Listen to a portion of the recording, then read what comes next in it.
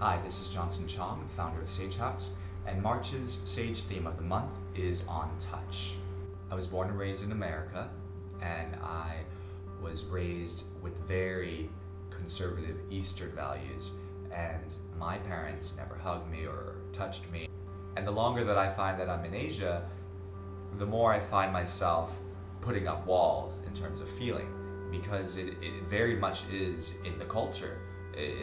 The Singaporean culture, the Chinese culture is really, it's quite restrictive around about what you can feel. Oh, this is not right. There are all these rules and these regulations, and as opposed to being a little bit more liberal and a bit more bohemian, for the lack of a better word, about how you express yourself. Touch has been really interesting for me in my journey as a yoga teacher and as a body worker. I started training in massage therapy, in Thai massage, in Ayurvedic massage, in soft tissue work, and what touch brought to me was a way to be able to release and to relate, specifically through the emotions.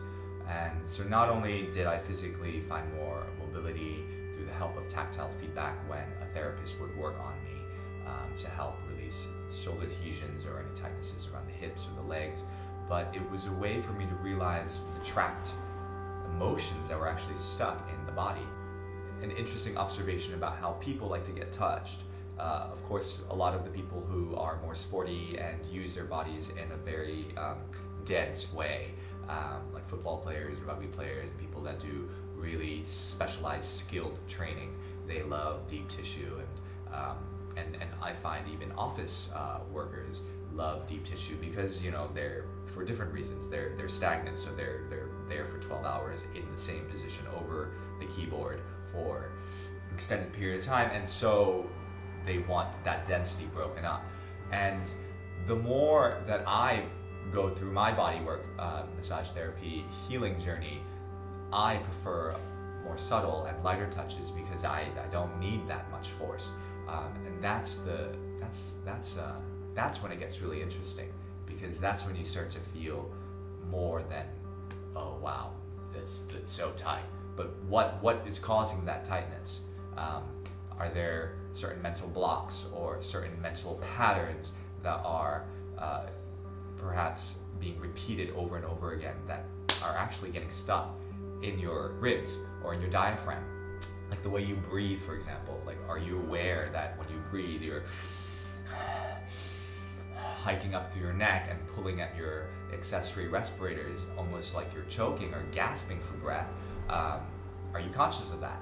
And where does that come from? Does that come from, an emotional response of fear from when you were a child? And these are interesting things that come up when you approach massage therapy and body work and healing from that lens. If you approach body work and massage therapy from the lens of, oh, I just have physical stuff, I want to get rid of it, that's fine too. Then that's all you'll get. You're just gonna come and kind of take out the trash, and that'll be that.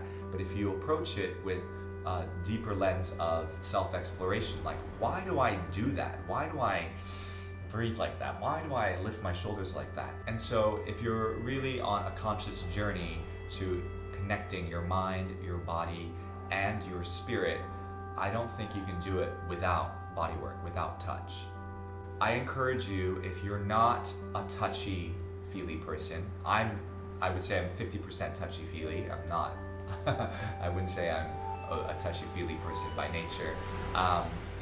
I challenge you to find opportunities through touch, whether it's through massage therapy, through body work, through Reiki healing, through saying hello to your friend or goodbye to your friend in a different way, or hugging your kids, whatever it is. Find different ways to relate to people through the feeling of touch and see what happens. And from March onwards, we have partnered with Pepperminted, a massage therapy company based in Singapore, and they have highly trained therapists, trained in many different techniques, from Swedish to Balinese to deep tissue to lymphatic drainage, etc.